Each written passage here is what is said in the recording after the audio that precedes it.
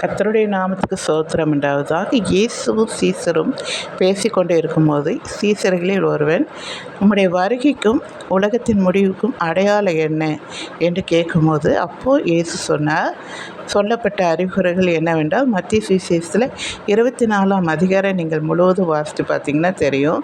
இப்போது இன்றைய உலகில் நடக்கிற நிகழ்வுகளோடு சேர்ந்து பார்ப்போம். ஒன்று, பொய் கிறிஸ்தவர்கள், பொய் போதகர்கள் இன்று உலகம் முழுவதும் பலர் நான் தான் கிறிஸ்து என்று சொல்லுகிறார்கள்.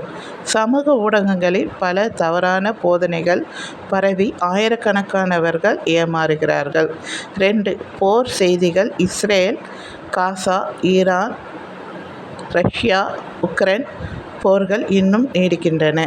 உலக நாடுகள் அணு ஆயுதம் பற்றி பேசிக்கொண்டு இருக்கின்றன. 3, பட்டினி. பொருளாதார நெருக்கடி. பல நாடுகளில் உணவுப் பொருட்கள் விலை உயர்வு. ஆப்பிரிக்கா, ஆசியா பகுதிகளில் பட்டினி. 4, நோய்கள். கோவிட்-19 புதிய வைரஸ்கள் உலகம் முழுவதும் பரவி வருகின்றன. 5, நிலநடுக்கங்கள். இயற்கை பேரழிவு.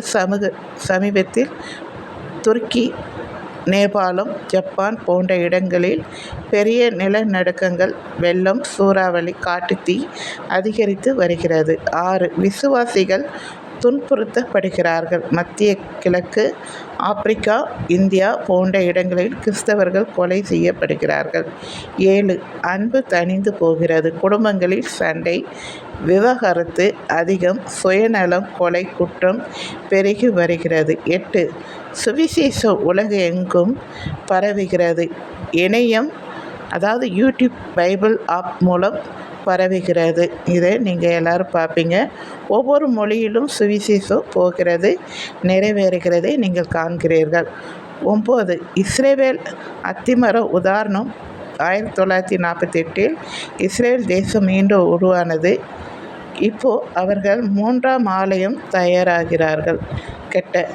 10, வானத்தின் அறிகுறிகள். இரத்த சந்திரன், சூரிய கிரகணம், நட்சத்திர வீழ்ச்சி அடிக்கடி நடக்கிறது. இவையெல்லாம் நம்மை கர்த்தரின் வருகை நெருக்கம் என்று எச்சரிக்கிறது. இயேசு சொன்னது போல், நீங்கள் காணும் இவைகள் எல்லாம் நடந்தால் வாசலில் நிற்கிறேன் என்று அறிந்து கொள்ளுங்கள் என்று ஆண்டவர் சொன்னார். அதுதான் இப்போ நடந்துகிட்ருக்கு.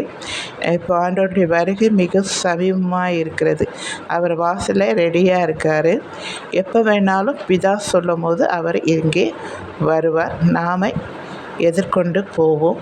மரித்தவர்கள் முதலாவது எழுந்திருப்பார்கள், 2வது உயிரோடு இருக்கிற நாம் எதிர்கொண்டு போவோம். நீங்கள் விசுவாசித்தால் தேவனுடைய மகிமையை காண்பீர்கள்.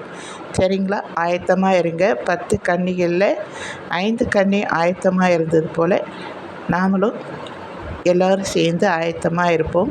எப்பொழுதும் பரிசுத்தத்தை காத்து கொள்ளணும். விசுவாசத்தை விட்டு விலகக்கூடாது. முழுக்க ஞானசானம் எடுத்து ஆவியிலே நிரப்பப்பட்டு பிதாவுடைய சித்தத்தை முழுவதுமாக செய்து முடித்து ஆயத்தமாக இருங்கள். சரிங்களா? பிடிச்சிருந்தால் லைக் பண்ணுங்கள், மற்றவங்களுக்கும் ஷேர் பண்ணுங்கள். தேங்க்யூ.